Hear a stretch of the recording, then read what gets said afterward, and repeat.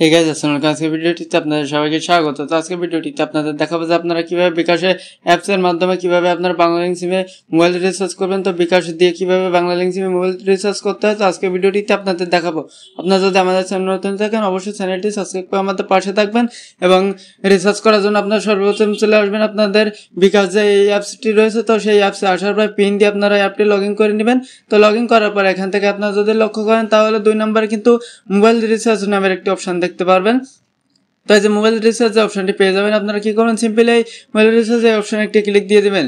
তো দেওয়ার পর দেখবেন আপনারা এখানে একটি অপশন দেখতে পারবেন, দেখেন নাম্বার দিন। তো আপনাদের সেই নাম্বারটি যে নাম্বারে আপনারা রিচার্জ করবেন তো সেই নাম্বারটি যদি সেভ করা থাকে তো সেই নামটি দিবেন বা সেই নাম্বারটি এখানে বসাবেন। তো এখান থেকে আমরা সেই নাম্বারটি বসিয়ে দিলাম। তো নাম্বারটি বসানোর পরে এখানে আমাদের অপারেটর সিলেক্ট করতে হবে। তো বাংলালিংক কি রবি, তো আমরা যেহেতু বাংলালিংক সিমে রিচার্জ করব তো এখান থেকে আমাদের বাংলালিংক যে অপশনটি রয়েছে আমরা কি করব, বাংলালিংক এই অপশনে আমরা একটি ক্লিক দেব।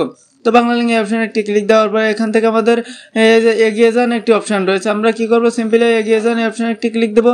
দেওয়ার পর এখান থেকে আমরা কয় টাকা রিচার্জ করবো তো সেই অ্যামাউন্টে দিতে বলবে। দেওয়ার পরে যে রিচার্জ নিশ্চিত করুন তো অপশনে ক্লিক দিলে আপনাদের এই বাংলালিংক সিমে কিন্তু রিচার্জটি কিন্তু সফল হয়ে যাবে। তো দেখতে পাচ্ছেন আমাদের রিচার্জটি কিন্তু সফল হয়ে গেল। তো দেখেন এখানে কিন্তু আমাদের দেখাচ্ছে, দেখেন আপনার মোবাইল রিচার্জ সফল হয়েছে। তো দেখতে পাচ্ছেন আমাদের এখানে কিন্তু দেখাচ্ছে। তো আপনারা কিন্তু এভাবে কিন্তু বাংলালিংক সিমে কিন্তু বিকাশের মাধ্যমে কিন্তু মোবাইল রিচার্জ করতে পারবেন। তো এই ছিল আমাদের আজকে ভিডিওটি কেমন হলো কমেন্টে জানিয়ে যাবেন এবং আমাদের চ্যানেল নতুন থাকলে অবশ্যই চ্যানেলটি সাবস্ক্রাইব করে আমাদের পাশে থাকবেন এবং ভিডিওটি শেয়ার করতে বলবেন না। ধন্যবাদ সবাইকে।